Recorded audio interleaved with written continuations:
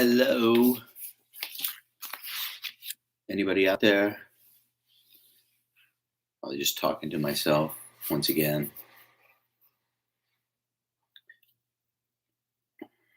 Okay.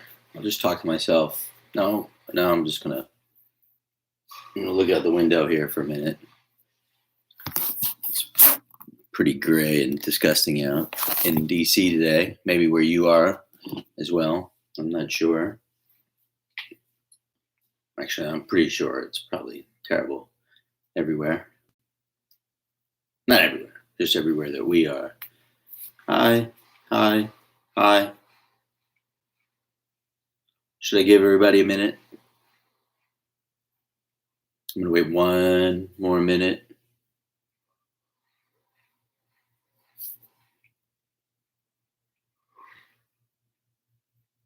Everybody having a good day? It's Thursday. It's almost the weekend. Is anybody excited for the weekend? Probably not. Every day is like Saturday, and here you are at 6:00 on a Wednesday, voluntarily coming along to talk about school.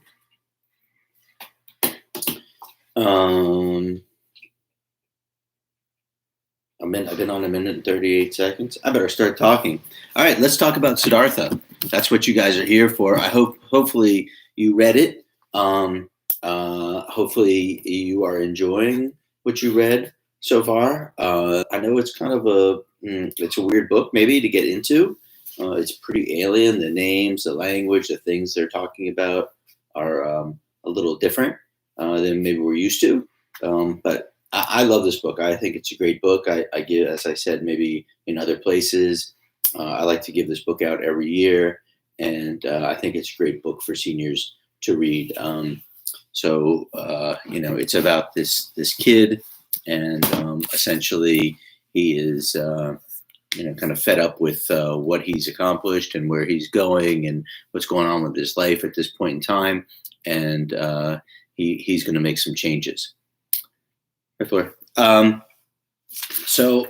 you want to, pay attention and answer the questions that I gave you as we go through these, I'm sure that I'll cover the answers to those study questions for you, which is tomorrow. And I'm glad we're reading about it too. Anyway, so this book is by Hermann Hesse. His last name is spelled Hesse. He was a German author.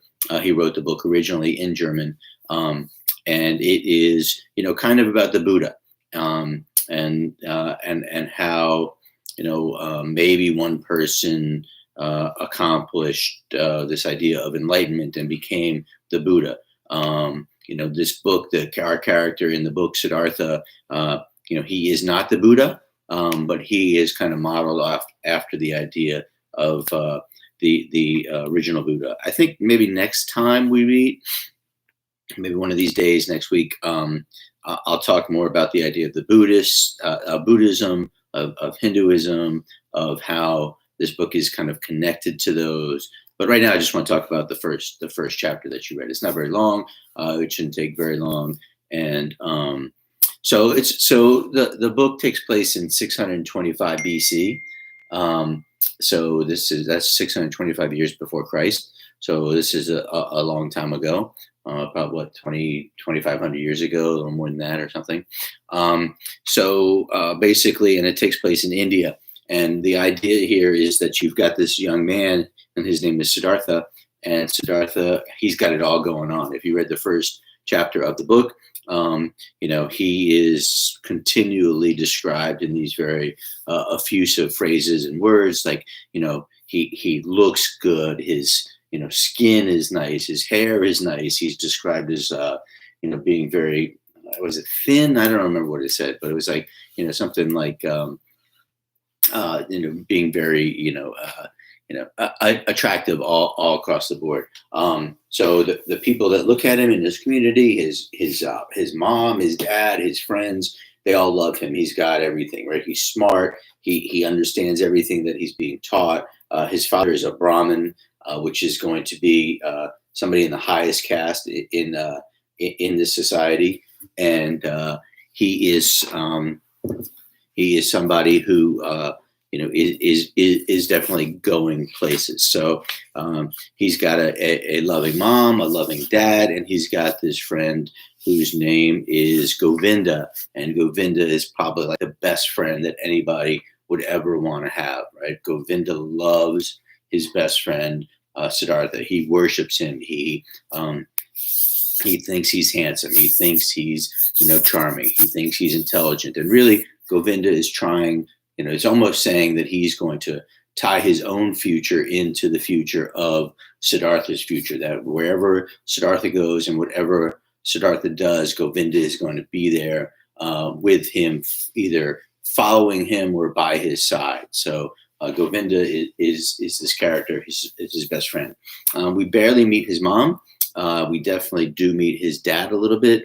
And those are the only real characters that we meet, I believe, in the first chapter of the book. So the reason I like this book is because it is about Siddhartha's adventure, kind of, right? He is deciding right at the end of the first chapter that you read that he no longer has anything else to learn, he thinks, at home. He's studied from everybody. He's learned everything that all the local people have to teach him.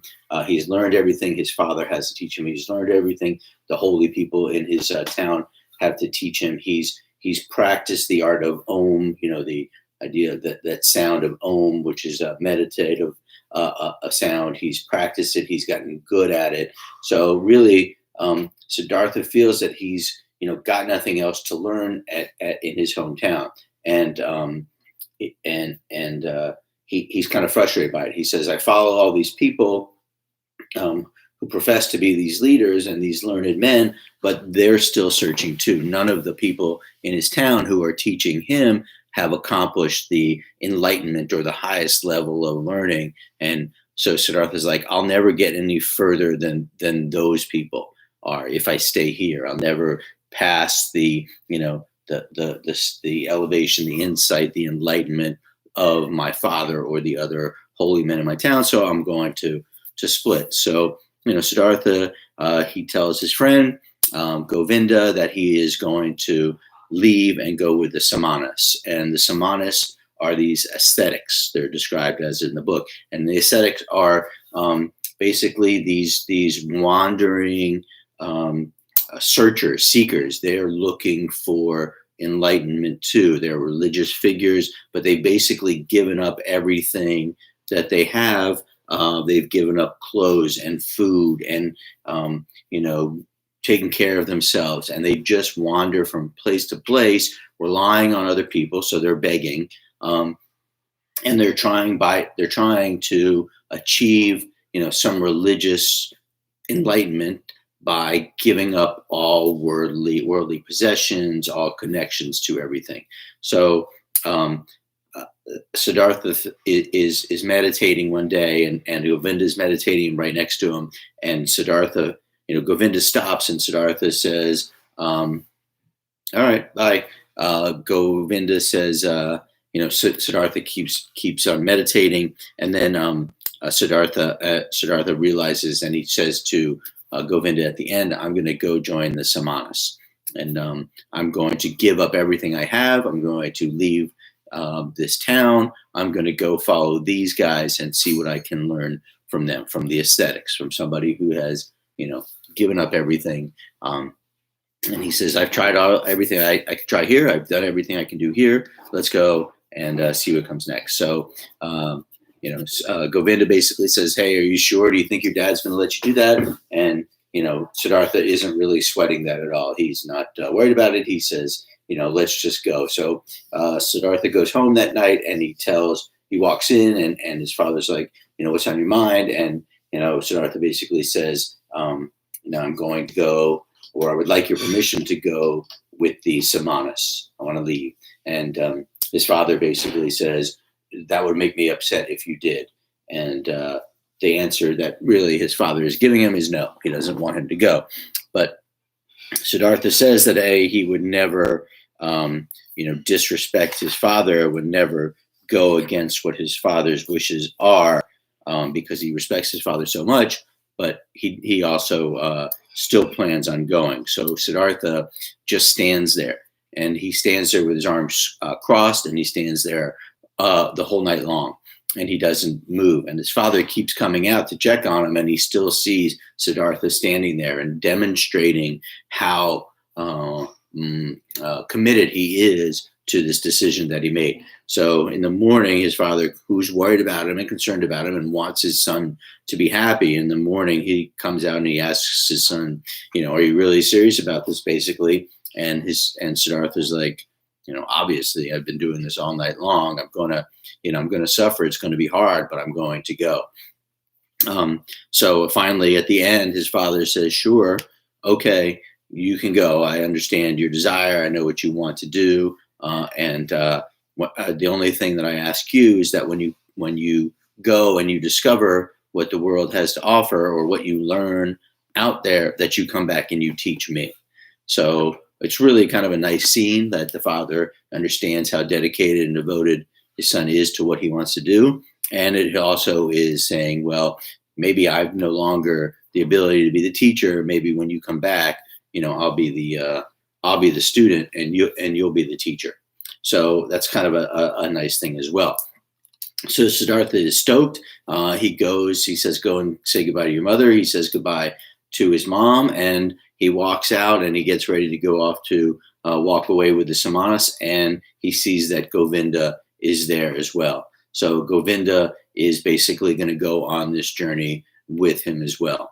Govinda is a smart guy. Govinda is, probably, a good student of religion as well. But ultimately, Siddhartha is probably the leader of these two, and Govinda is going to be following him.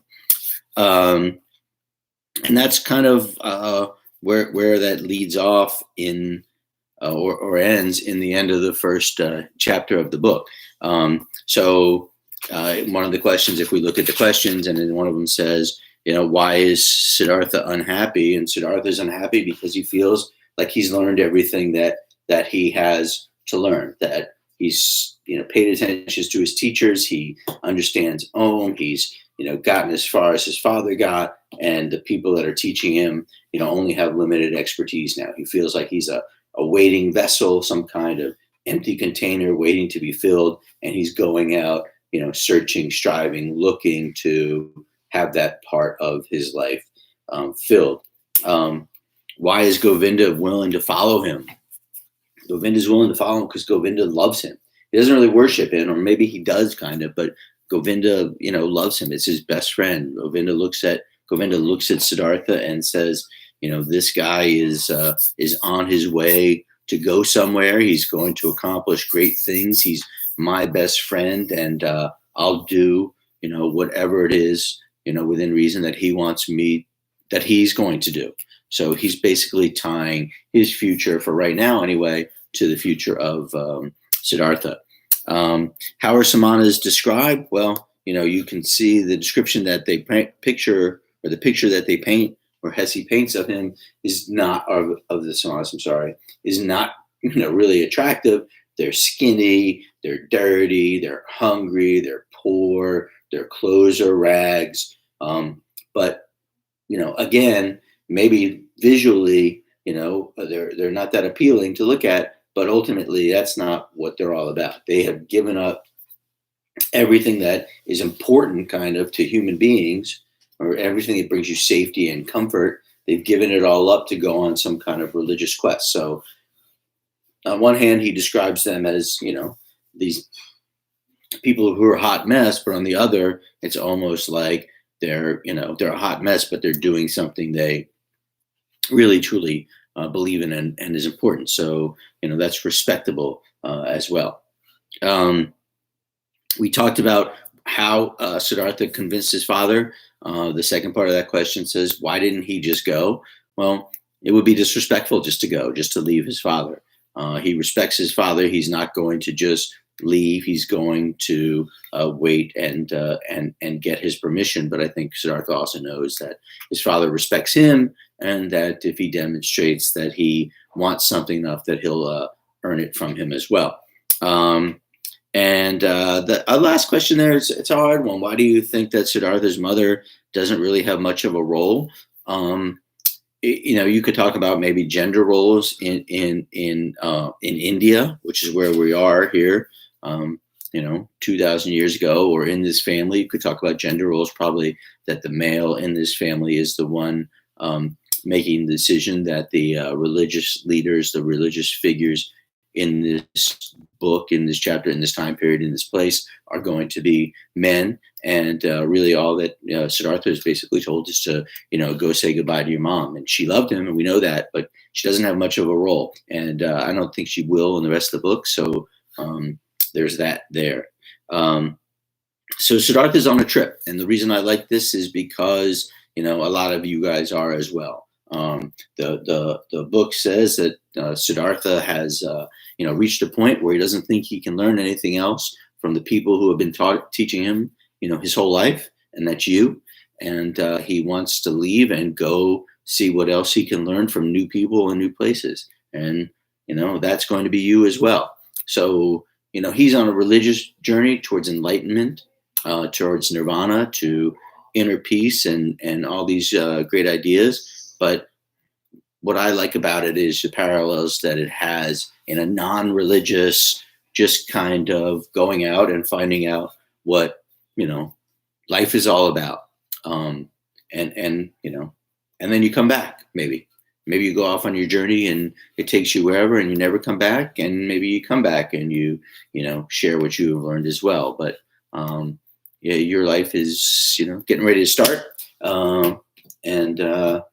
There we go. True.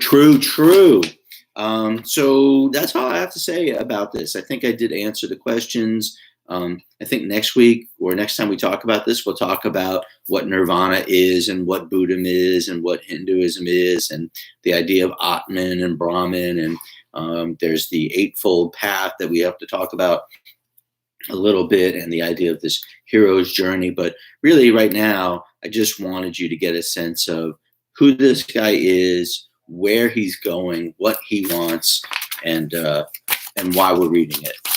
So I think I've answered all the questions. This is my scarf that I wear sometimes when I go to the store and cover up, but I'm not really going anywhere right now. It's cold and gross outside. And that's it, ladies and gentlemen. So I'll wait a second and see if anybody puts any questions or comments up here. There's only 11 of you. Gosh, I was doing so well that one week where I had like 19 people. I kind of know what it's like to be a YouTube superstar. Smiley, laughy face. Anybody? Okay, question. I have a question. Zine question. There should be no works cited page for a zine because you're just writing in the first one, you're writing an opinion piece, right? You're writing a commentary, so you don't need to cite anything, right? If I'm writing a review of, okay, hold on one second. If I'm writing a review of something, I don't need to cite it. I need to say something's good or bad and why.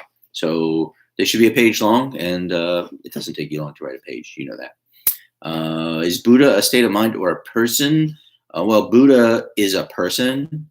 And in Siddhartha, well, we'll have to wait and see. So historically, there was this guy named Siddhartha Gautama, and he, from what I know, okay, he was the spiritual founder idea of Buddhism, and he did go on some kind of a journey, and he did achieve enlightenment and became the Buddha. So I don't know if I think Buddha can be a person, or was a person, or it maybe is a person, but it may be, and it's not a state of mind, but what you do to get to that point is a state of mind. For zines, some entries, yeah, you can use things you've written in the past. If they're good, if they're relevant, and if you don't want to do something new. That's fine. You can do something. You can use something that you've written that you already have. Any other questions?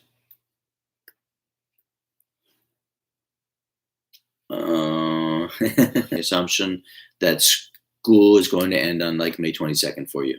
I don't know. It's not definite, but the way I'm planning is that there are about 4 or 5 weeks left in school, which would get us to May 22nd, and that'll be the end of that. Your zine will be done. All your homework will be in. Yes. So definitively, Dana, I don't know. As far as I know, that's what I'm going on right now.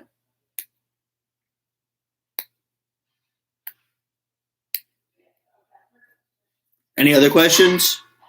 When do we submit? Every week. You submit the study questions every week. They're due tomorrow by midnight. All right. Yeah. All right, guys.